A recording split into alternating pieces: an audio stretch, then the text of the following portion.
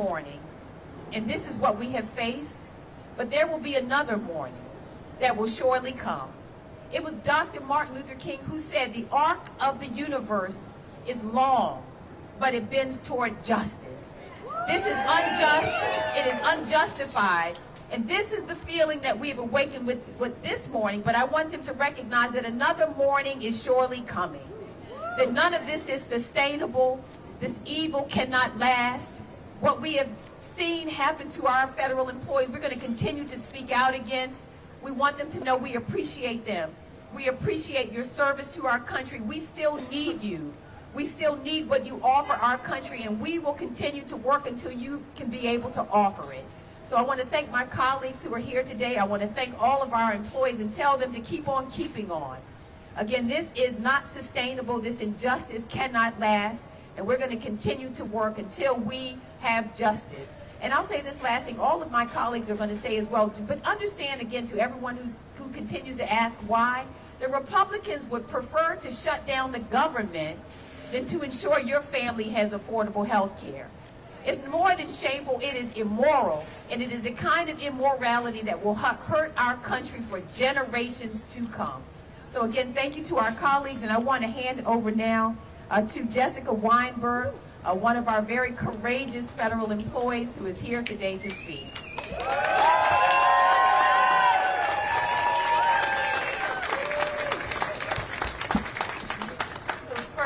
I would just like to thank my Senator, Chris Van Hollen, for the opportunity to speak today and for the tireless work he's been doing on behalf of fired and tired federal workers and contractors right now.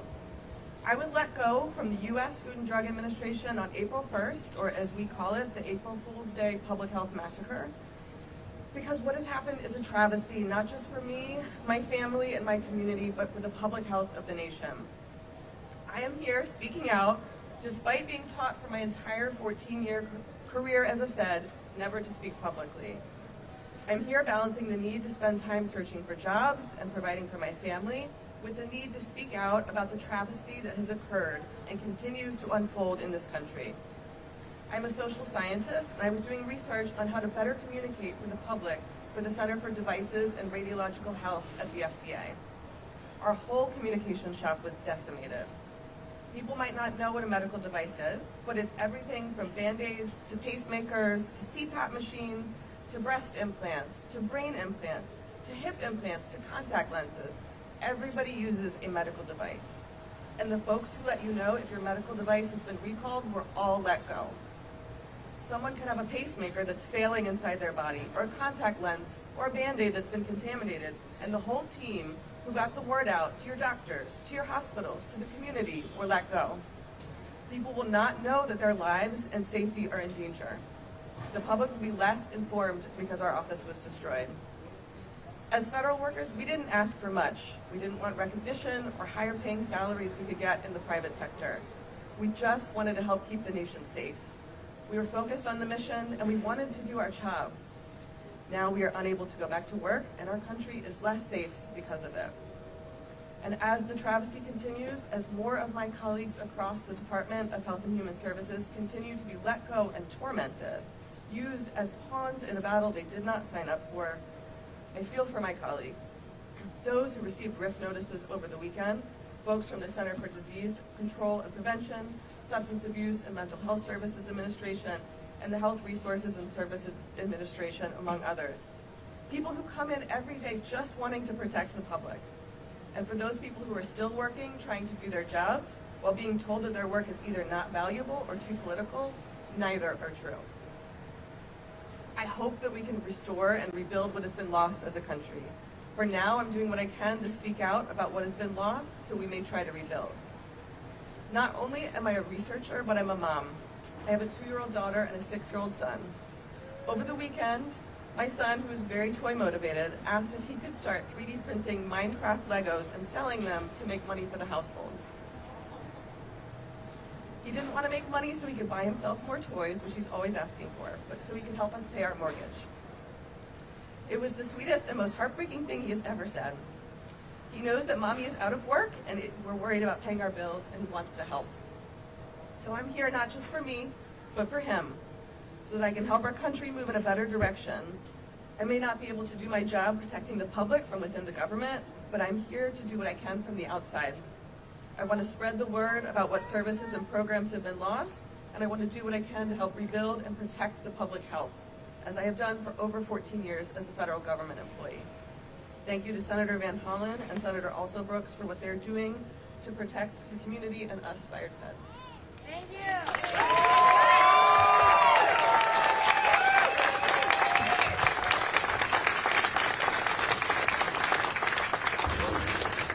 Now we're going to hear from Steny Hoyer.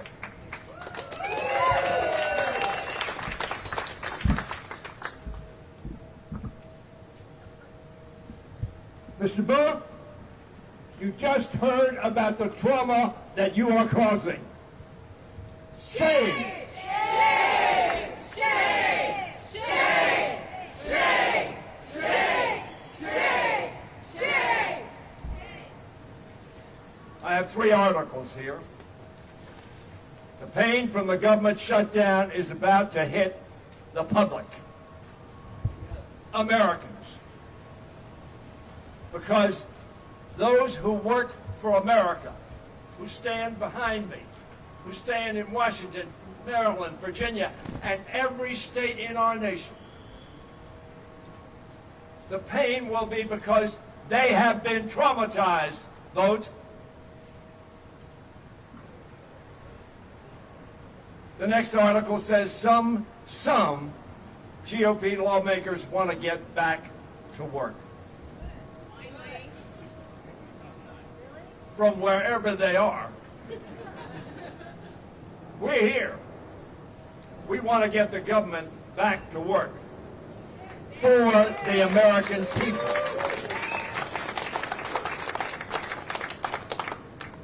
The next article is hundreds of CDC layoffs reversed, but biodefense protections, preparedness staff are still hit.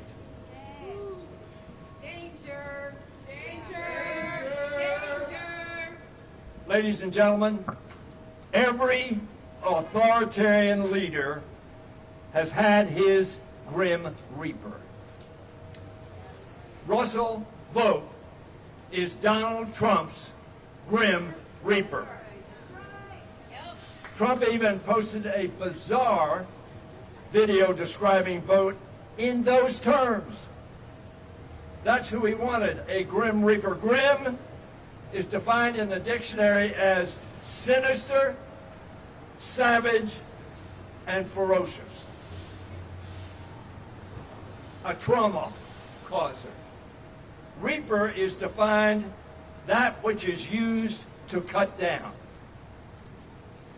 Vogt swings his scythe through the federal government as thoughtlessly and dangerously as Elon Musk and the Doge children did with their chain stones. The effect, sadly, has been the same. Great damage to the government, the American people, and the morale, psychological well-being, and efficiency of the patriotic American workers we call federal workers who serve them. I want to close because we were told there was a 1-minute limitation on speaking.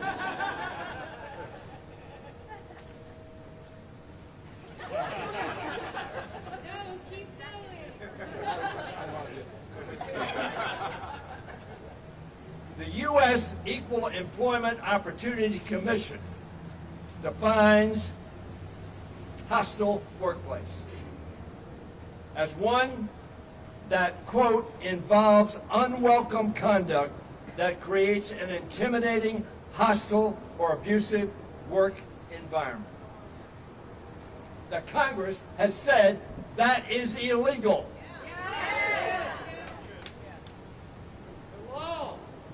Now Russ Vogt once promised to traumatize our federal workers, saying, and you've already heard this quote, but it demands repetition.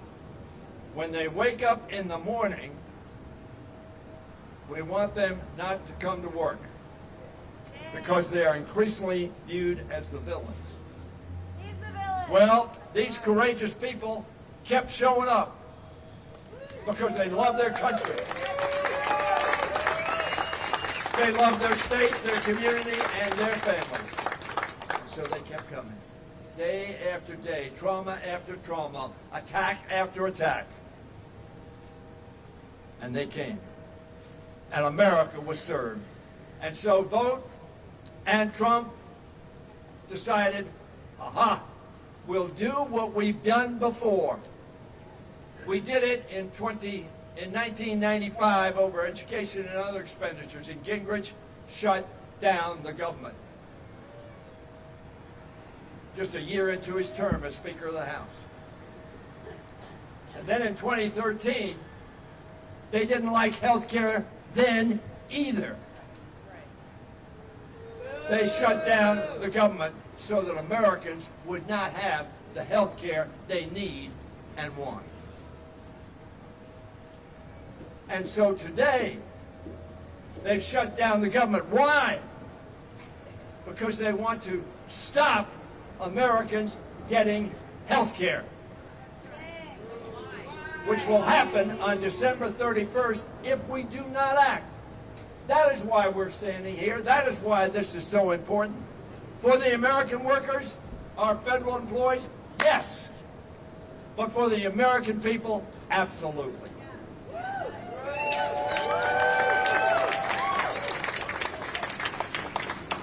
Our federal workers are not the villains. The man, the reaper, putting them in trouble, he's the villain. They're the villain. Now, you may not get this analogy, but I want you to listen closely. But as the Blue Oyster Cult Band once sang, we don't fear the reaper. We don't fear the reaper. We don't fear the reaper. We are going to keep fighting for Americans' health care and for our federal workers. We will make sure Russell Vogt reaps what he has sown with these illegal actions.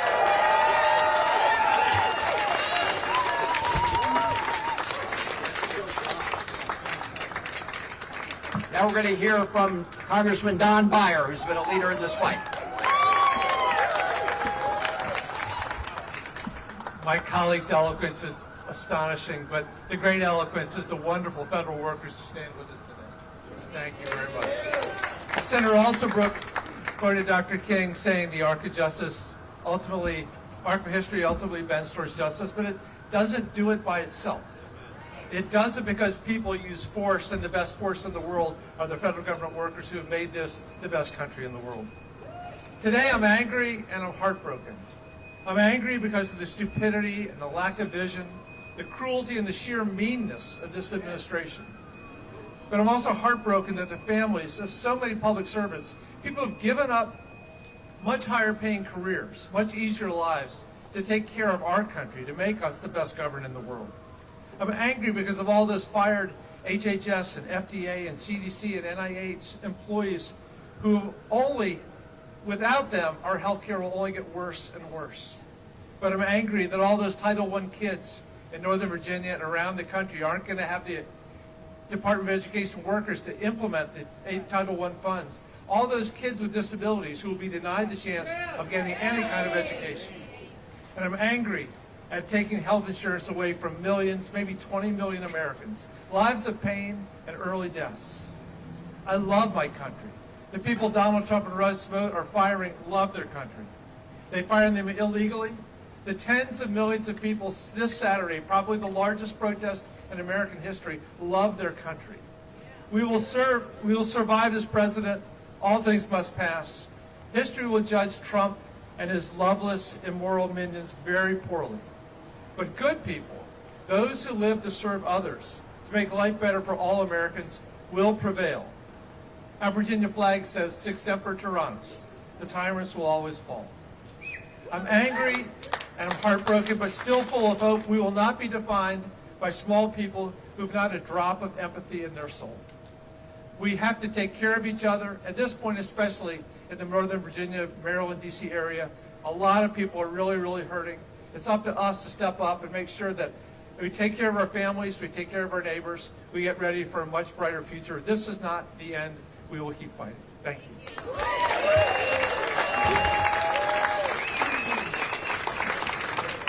And with that, let me introduce a great American treasurer, Congressman Jamie Rose.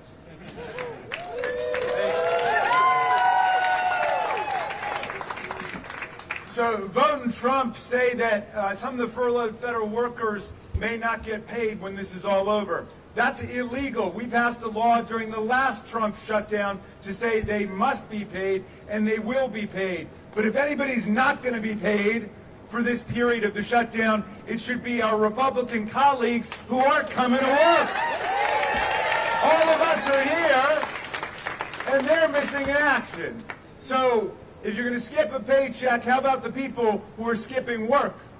The federal workers behind us, they are working, they want to work, they are committed to the American people. What's a federal worker? A federal worker is somebody who's an instrument of the public will. How do they get to be a federal worker? Well, the House and the Senate pass a law establishing the Department of Education, the Department of Energy, the Consumer Financial Protection Bureau, NIH, whatever it may be, and then we fund it. And we say spend that money on them. And either that's signed into law by the president or it's vetoed. If it's vetoed, we can overrule it. But in this case, all of these agencies and departments have been set up. They've all been funded. They've all been appropriated. The people behind us have been employed. They've got contracts.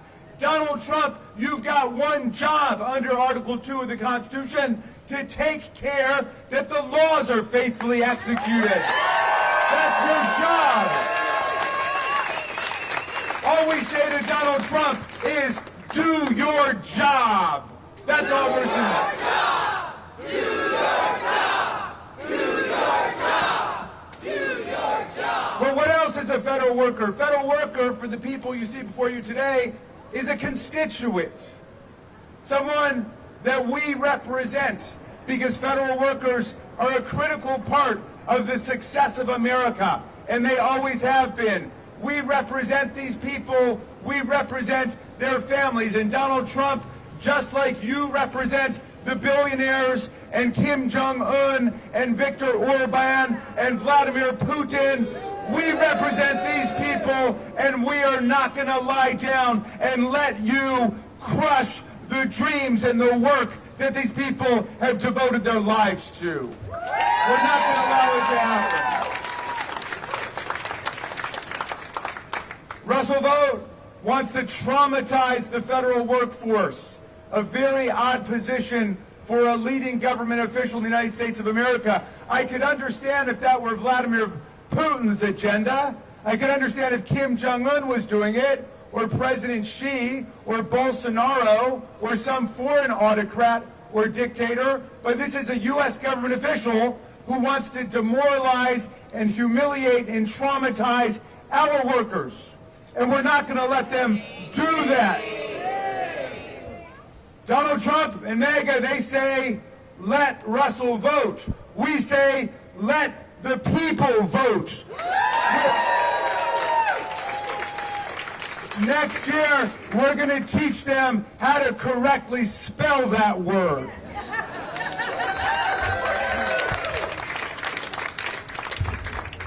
Next, we're going to hear from somebody who has been a leader in bringing the lawsuits to stop this lawless presidency. Democracy Forward, Rob Schreiber, who's been part of the... who was the head of OPM when OPM actually cared about federal workers and the American people.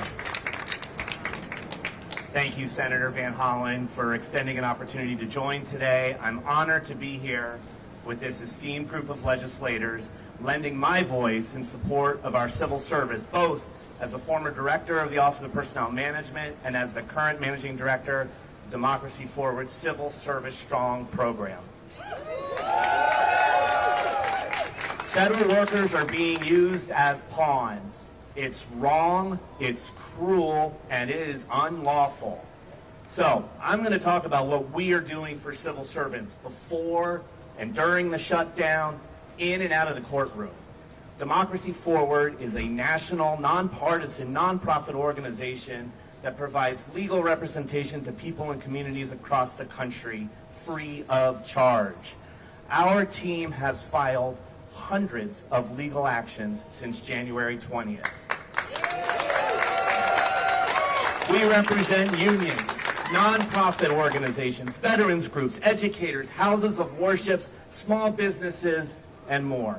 We've secured multiple significant victories that protect Americans from harmful policies before a mix of judges appointed by presidents of both parties, including by President Trump himself.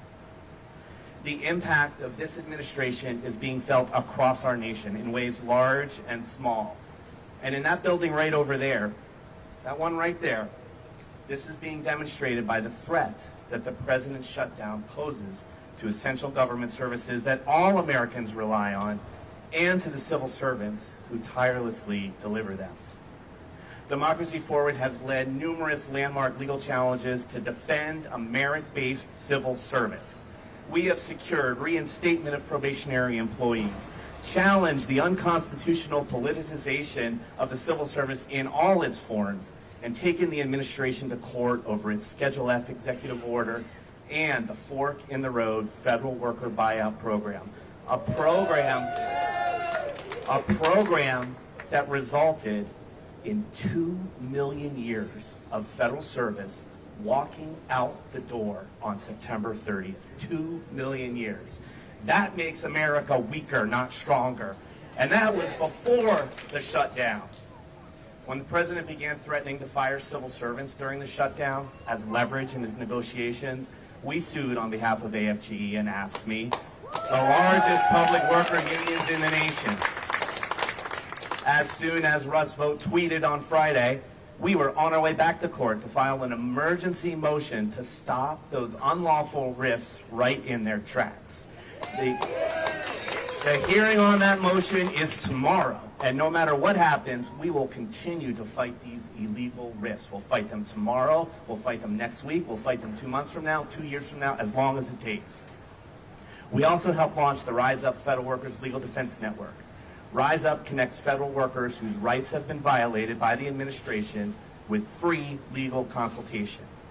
We are going to fight these illegal layoffs, to hold this administration accountable to the law, and to make sure that whatever federal workers do once the government is again funded, there are people who have their backs, who are rooting and working for their success. Now let me tell you something. This administration does not understand federal workers. They think if they threaten them with layoffs, raise questions about back pay, generally abuse and demoralize them, that the federal workers will just beg for the shutdown to end. They don't get it. They don't get it. I do. I get it. I've been fortunate enough to work for and with federal workers for nearly 30 years. These members do. They represent more federal workers than anybody else. Democracy Forward does. We fight for federal workers every day. Let me tell you about federal workers. They're resilient. They are resolved. They are selfless. Did you all hear Jessica up here? She was 95% of the way through her speech before she even mentioned herself. Before she mentioned that heart-wrenching story about her son being willing to sell his toys to help them pay for the mortgage. She talked about the country first, her colleagues second, and only at the end did she talk about herself. That is what a federal worker is. They are committed to the Constitution and the rule of law. They will not be bullied, and it's time for this administration to stop demonizing them and start honoring them. Thank you all for inviting Democracy Forward to being here today and for being leaders for not just the federal workers in your districts, but for the entire civil service who works for all Americans. Thank you. Thank you, Rob, and Democracy Forward. Now we're going to hear from another person who's been working 24/7 to help federal employees, Congressman Glenn Ivey. Thank you, Chris. Let's hear it again for Democracy Forward. They're doing an incredible job. Probably a level of legal work we haven't seen since Thurgood Marshall was leading the LDF. And we know how that turned out. We know how this is going to turn out, too. This is going to be a winner, right? Yeah. We're going to win. We're going to win. Now, I'm wearing a pink tie today because it's Breast Cancer Awareness Month. And I'm a cancer survivor myself. And one of the things that I never forget about that is that the reason I'm here probably is because I had health care coverage. And the fact that this administration is trying to take that away is disgusting. As a matter of fact, the $1 trillion in cuts to Medicaid, coupled with the cuts in the tax credit extensions for the ACA, is going to mean millions of people are going to lose health care coverage. That's why we're in this fight. That's why the government workers in my district are saying, stay strong, don't give up, keep fighting that administration, because we want to make sure that we get the government back open, but people also get the health care they deserve, right?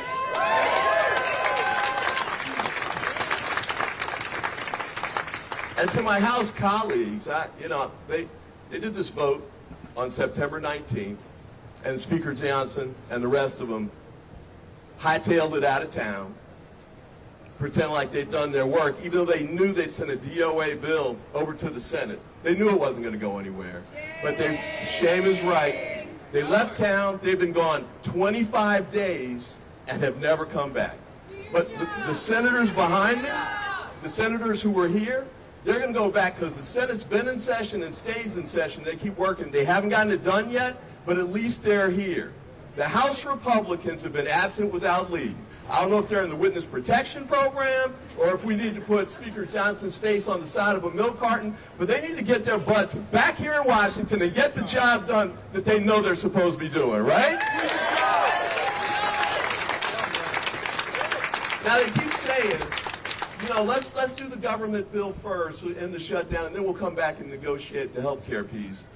But we know that okey doke, right? Because if they'd stayed here in the 25 days that have happened since they passed that bill, we could have easily negotiated a bill, right? And don't forget, the 8 months that led up to where we are now, where they passed the big ugly bill that cut the $1 trillion in Medicaid, and then passed that allowed the ACA credits to expire, even though they extended the tax cuts for the wealthy and permanently. They know they could have done the job, but they were afraid to do it, and now they're afraid to come back. But guess what? We're not going anywhere. We're going to win this. They're going to have to come back with their tails between their legs and agree eventually. Even Marjorie Taylor Greene's telling them, come back, you need to fix this. We're on board. We're going to make it happen. We're going to win this. Thanks, and keep up the great work. And now I introduce Congresswoman April Delaney. So I'm April McLean-Delaney. I represent Maryland's 6th District. And I just have to say, I am honored to show up for work with all of my Maryland and Virginia colleagues.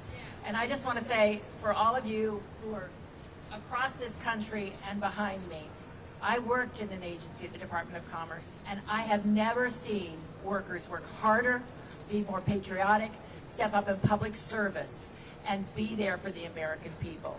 So know that we all have your backs, because the trauma and drama has to end.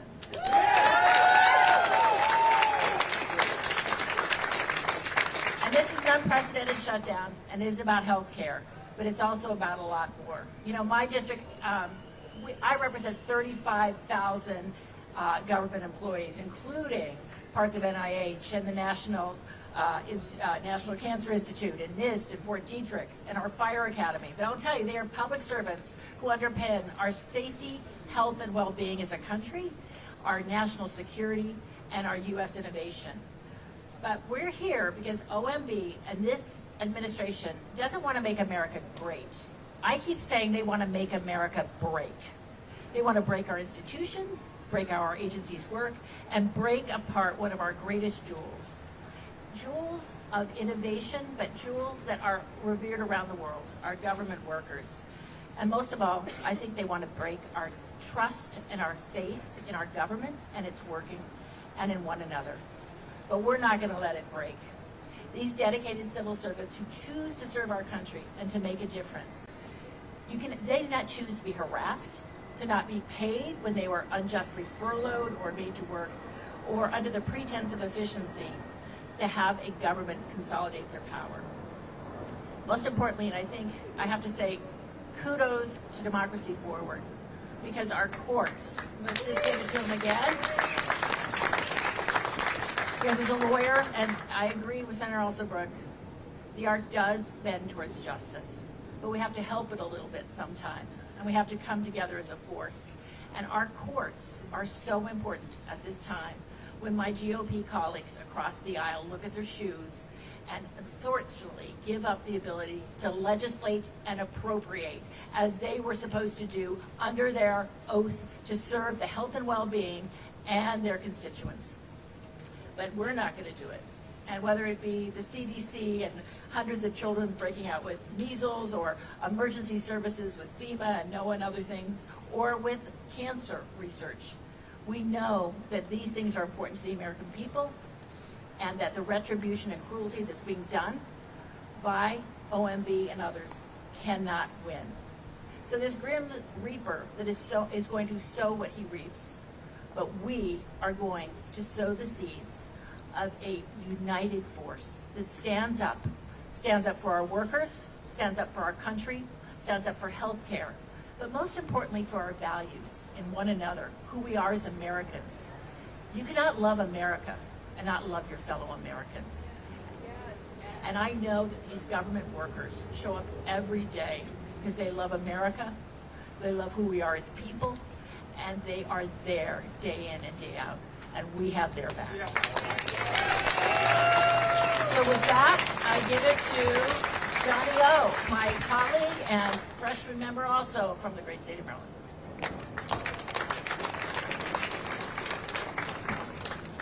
Thank you, April.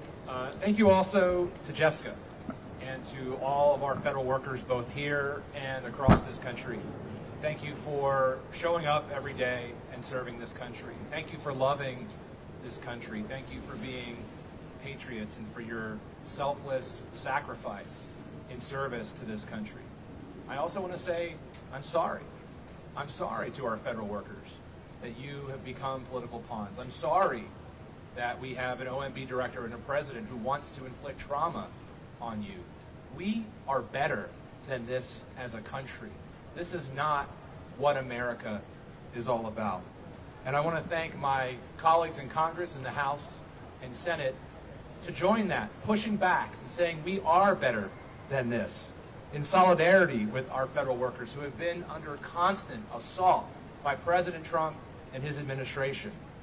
We would all rather be on the House floor right now voting to reopen the government, to put our workers back to work, to give Americans health care. We are ready to pass a responsible bipartisan budget that does exactly that. I'll just echo the remarks of my colleagues and share 3 quick points. The first of which is these recent actions are not layoffs, they're not reorganizations, these are political purges, and they will make us weaker as a country. We are seeing thousands of hardworking Americans lose their livelihood, not because they've done anything wrong, but because they are being used as political pawns. And these are our neighbors, these are public servants, these are community members, and they deserve better. That's why I have introduced legislation to make it absolutely clear that under no circumstances may federal employees be fired during a shutdown.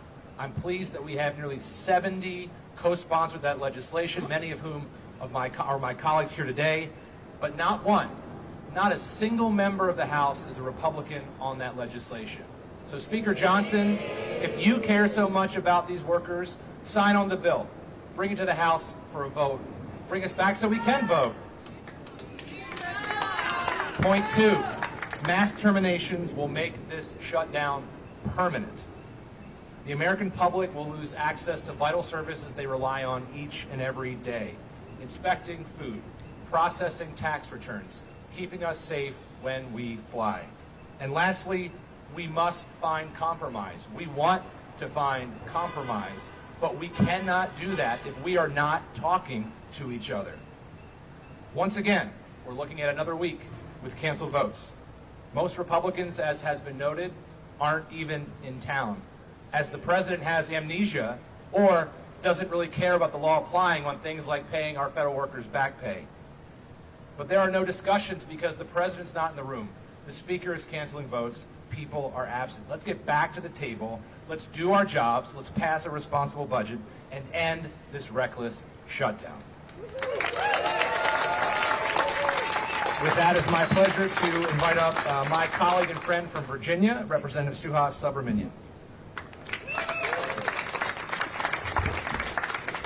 First, I want to say thank you to all the federal workers and the contractors who are going without any pay during this time. Thank you for serving our country, for everything that you do. And just know that when you try to traumatize and attack federal workers and contractors, you hurt every single American, because those are the people that they serve and they protect and they keep healthy. And I want to say something. Actions speak louder than words. This administration and the House Speaker said that they care about federal workers, and yet they continue to fire them and traumatize them and celebrate their rifts. And they say that they care about veterans, and yet they continue to treat them like garbage in the federal government. And they say they care about parents and families and children, and yet they continue to attack programs that serve those people and fire people who are working in K-12 education. Actions speak louder than words. If you really want to end this shutdown, then Speaker Johnson, open the government so that we can reopen Congress so that we can reopen the government. That's the way to end this shutdown. Instead, we have Republicans at home who have not shown up to work. And so we need to end this shutdown by opening the Congress again. And so thank you to the federal workers who have been serving us for so many years. And Russ Vought, if you're up there, you can listen to us. Just know that if you continue to fire federal workers during a shutdown, that we will see you in court. And if you continue to try to take away back pay from federal workers and contractors, we will see you in court again. And we will continue to fight in every single venue and every single street corner until we make sure that we end this shutdown and we protect federal workers and we bring health care access to the American people. Thank you. I want to introduce the latest member, the newest member of our delegation, Congressman James Walkinshaw. Thank you. All right, thank you. I want to start just by adding my voice of appreciation to our dedicated federal workers. I have the great honor of representing nearly 60,000 federal workers in Northern Virginia. These are folks who give of themselves each and every day to serve the American people. In most cases, could have been making a lot more money in the private sector, but have chose public service because they believe in it. And I want you to know, I want all of you to know that not only do those of us here today stand with you and support you, but millions of Americans stand with you and support you as well. And the voices of those Americans will be heard. The voices of those Americans will be heard. We had a festival in Fairfax this weekend, and I had conversation after conversation after conversation with federal workers. Some who had been fired months ago over the course of the 9-month assault that they've experienced. Some who are still on the job, doing their best to serve the American people with an administration that doesn't believe in serving the American people. But one conversation is burned into my memory.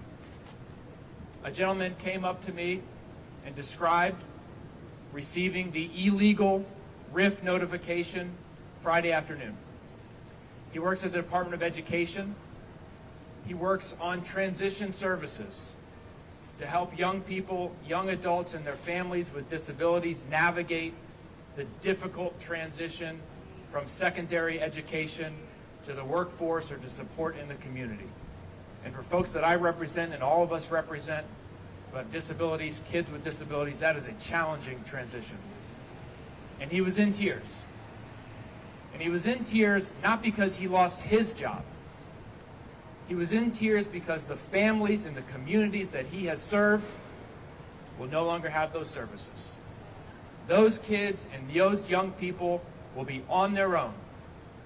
So if Russ Vought thinks he's punishing Democrats or thinks he's punishing federal workers, the reality is he's punishing the American people. He's punishing the American people. And that needs to come to an end. Russ Vought needs to come before Congress and explain to Congress and the American people why he believes he's above the law. And our Republican colleagues need to show up for work.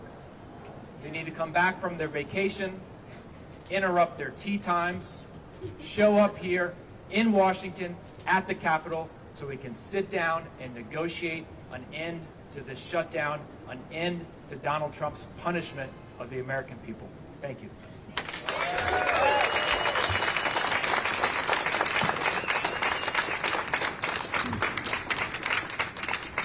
Well said. Let's give it up again for all of our federal employees.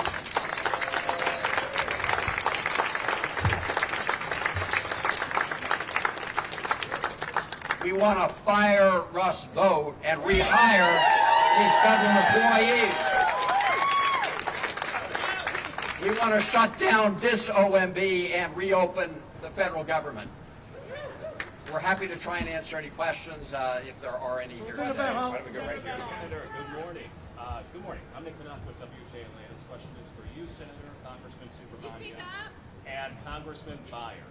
There are some essential workers being told right now, ones who are working, that if they take sick leave or annual leave, they risk being furloughed. So if someone takes a sick day for themselves, their kid, or let's say they had a trip planned with a loved one, they now have to cancel that or risk losing their job. What's your response to that? This is just one more example of the lawless Trump administration terrorizing federal employees and trying to strip them of their rights. So it is flat out illegal. If they do that, I'm sure that Rob Schreiber and Democracy Forward and others will see them in court. Again, these are the laws of the land. And what we have is an administration that thinks it's above the law. And we're here to say we're going to fight for our Constitution, we're going to fight for the law, and we're going to fight for the American people and federal employees. Senator, can I hear from Congressman first? Oh yeah. When you take away sick people, when you take away sick leave from people, that is breaking the law. And the reality is, when you force sick people to come to work, you're just going to make everyone else sick, especially in the middle of flu season. It's illegal, and we should fight that in court. Yeah. Thank you, Senator Van Hollen. Right now, because of the shutdown, federal workers are not getting their paychecks.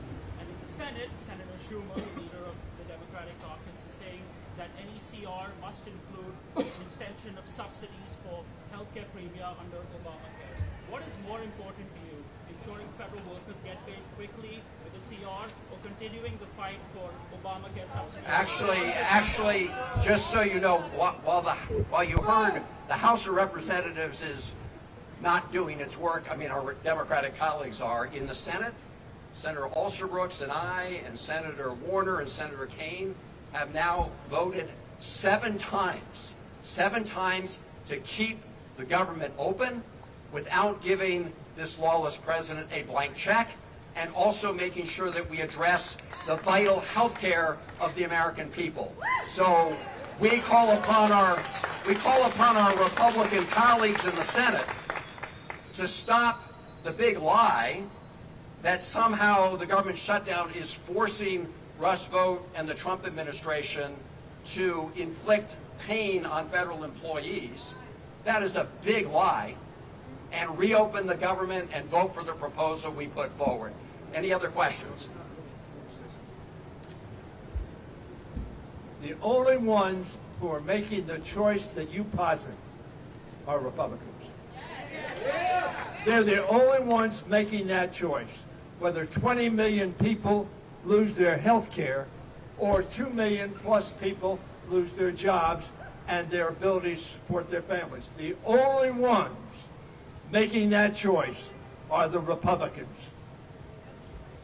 We can take just a few more questions here. One here and one up there. Hi, I'm Courtney Rosen from Reuters. We're seeing the Trump administration move around money that Congress previously appropriated for other purposes to pay military, to pay Coast Guard. What's your view on that, and is that something that you see being challenged in court? So again, what we want to see is the government reopened and that we make sure everybody gets their pay. One of the things we've seen from the beginning of this lawless administration is transferring monies from accounts that the president doesn't like but have been enacted by law to things the president likes. With respect to how he's using money in a shutdown, there are some things they can do with mandatory funds, things they can't do with discretionary funds. But our goal, our united goal, is to open the government so everybody can get paid and back to work on behalf of the American people. So we take one more. Thank you, Senator. Thank you. I was going to actually piggyback a little bit on her question more directly. And Congressman Rack, you can jump in with your legal theory if you want. Is the Trump administration allowed to be paying troops during the shutdown? Point blank. So it depends on what funds they are using, likely, whether they're using mandatory funds or discretionary funds. They say they're using so-called mandatory funds. Again, our goal is to make sure that we pay the troops and that we pay all the federal employees, and the way to do that is to reopen the government and address these other vital issues. An Appropriations Act is a federal law, like a law that says you can't attack federal officers. So if money is appropriated for NIH, it's got to go to NIH. If it's appropriated for the Department of Defense, it's got to go to the Department of Defense. And if it's mandatory for a particular purpose, it's got to serve that purpose. So they shouldn't start impounding, redirecting, rechanneling money in order to cover up for their own negligence. They should come back to work and reopen the federal government with us. Yeah. Last question, and then some of us will stick around. Senator Van Hollen, Kate Amara from WBAL-TV. Yesterday we reported that the TSA officers union briefed their members on assistance and funds that may be available to them. And on that list included food banks. Food banks, local, state, the Capital Region Food Bank. And I'm just curious to get your reaction to that. They've been working without pay for 2 weeks now. They're staring down the third week. What's your reaction to the fact that they're going to work and picking up bags of food at a food bank? Well, this is what the Trump administration and Russ Vought have inflicted on our federal employees. The best way to make sure this doesn't have to happen is to reopen the government, but also make sure that we address this lawless president and get health care costs down for everybody. But this is the result of what the Trump administration has done. As you know, a group of us from Maryland were out at BWI Thurgood Marshall Airport just about a week ago, thanking our TSA officials, thanking our air traffic controllers. The way to thank them, most of all, though, is to get Russ Vought and Donald Trump to reopen the government. Thank you all very much.